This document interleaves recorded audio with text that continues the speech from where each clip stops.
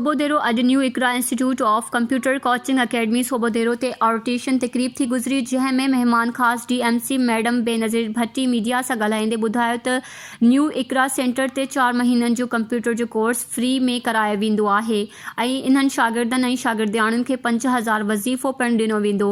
उनखां अलावा हिन इदारे ते 12 महीननि जो ECE अर्ली चाइल्डहुड एजुकेशन ज़िला खैरपुर जे तालुक़े सोबोदेरो में फर्स्ट टाइम मंज़ूर थियो आहे। सेंटर जे एडमिनिस्ट्रेटर ज़मीर अहमद अराई आयल महिमाननि जो शुक्रियो अदा कयो ऐं चयाईं त फेज़ 13 जे शानदार कामयाबी बैदि हाणे फेज़ 14 जी ट्रेनिंग शुरू थी वई आहे।